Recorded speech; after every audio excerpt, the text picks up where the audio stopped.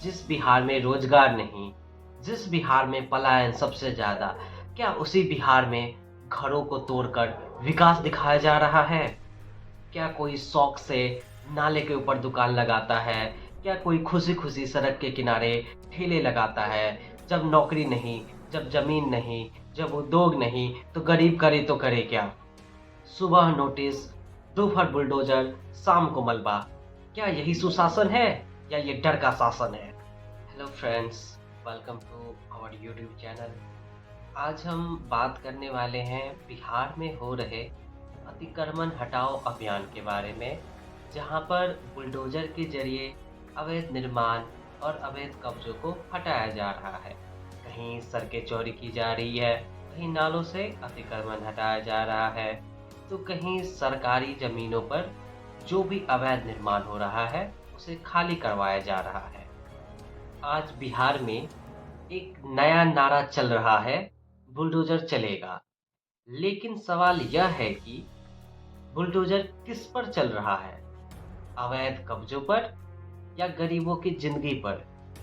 जिस बिहार में सबसे ज़्यादा पलायन, जिस बिहार में रोज़गार नहीं, क्या उस बिहार में घरों को तोड़कर विकास दिखाया जा रहा है? आज की ये वीडियो सिर्फ खबर नहीं, सिस्टम पर भी सवाल है। क्या ये कार्रवाई सही है? क्या आम लोगों को न्याय मिल पा रहा है? या क्या इसके पीछे कोई राजनीतिक स्टंट है? चलिए पूरी सच्चाई को समझते हैं। सबसे पहले समझते हैं अतिक्रमण क्या होता है। जब कोई व्यक्ति सरकारी जमीन पर या सड़क, नाला, फुटपाथ या किसी भी ऐसे सार्वजनिक जगहों पर बिना कानूनी अनुमति के कब्जा कर ले, उसे हम अतिक्रमण कहते हैं। बिहार के कई शहरों में सड़कों के किनारे दुकान, नालों पर अवैध निर्माण या सरकारी जमीनों पर कब्जा करने के बाद आती जा रही है। अब हम बात करेंगे कि बुलडोजर कार्रवाई क्यों की जा रही है। सरकार का कहना है कि ट्रैफिक जाम, जल जमाव और शहरों का अव्यवस्थित विकास, इन्हीं वजहों से बुलडोजर की कार्रवाई की जा रही है। इसलिए प्रशासन पहले नोटिस जारी करके फिर बुलडोजर चलवाकर अवैध निर्माणों को हटाने की कार्रवाई कर रही है। जैसा कि आपको पता है, बिहार के कई जिले जैसे कि पटना, गया, मुजफ्फरपुर और भागलपुर में ये कार्रवाई लगातार की जा रही है। अब हम बात करेंगे आम लोगों के परेशानी के बारे में। यहाँ पर दोस्तों एक सवाल खड़ा होता है। बहुत से लोग कहते हैं कि उन्हें समय पर नोटिस नहीं मिला। कुछ लोग कहते हैं कि वो लोग वर्षों से वहाँ रह रहे थे। दुकान ही उनकी रोजी रोटी थी। एक ही झटके में उनके दुकान और घरों के टूट जाने से कई लोग बेघर और बेरोजगार हो गए।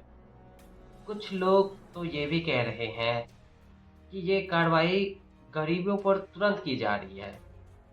लेकिन ऐसे पर्सन जिनके पास पावर हो, जिनके पास कनेक्शन है, उन पर ये कार्रवाई नहीं हो पाती है। वो इन कार्रवाइयों से बच जाते हैं। पटना में, गया में, मुजफ्फरपुर में छोटी दुकानें टूटी, झोपड़ियाँ टूटी, ठेले उजड़े, लेकिन बड़े मॉल, बड़े-बड़े उद्योगपतियों के होटल और नेताओं की ज़मीन, ये सब कहाँ गए? क्या अतिक्रमण सिर्फ गरीब करता है या बुलडोज़र की दिशा पहले से तय होती है? अगर अतिक्रमण हटाओ अभियान चल रहा है, अगर बुलडोज़र के ज़रिए अवैध निर्माण और अवैध कब्ज़ों को हटाया जा रहा है, तो ये बिल्कुल सही है। लेकिन यह इस दिशा में होना चाहिए जिससे हमारा देश विकसित हो, जिससे हमारा राज्य आगे बढ़ सके, जिससे हमारा शहर आगे बढ़ सके, तब तक ये ठीक है।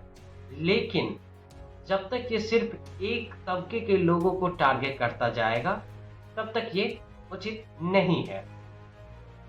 अब बात करेंगे, क्या कानून के नाम पर राजनीति की जा रही है?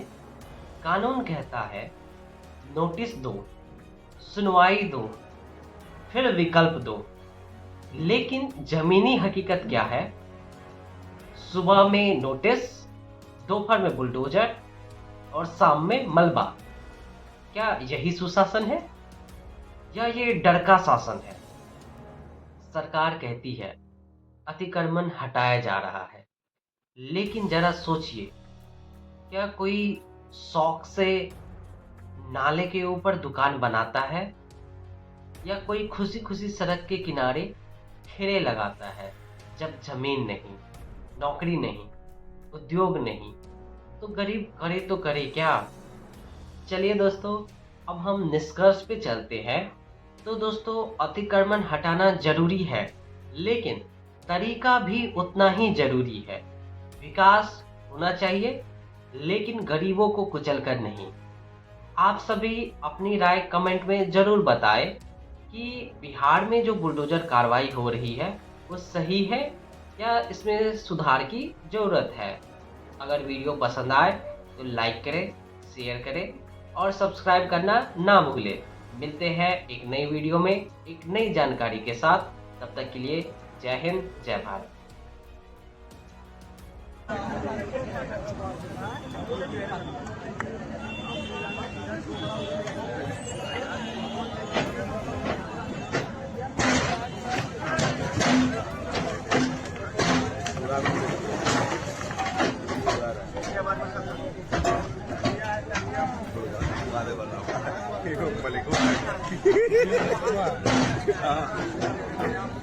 ठोस बने थे।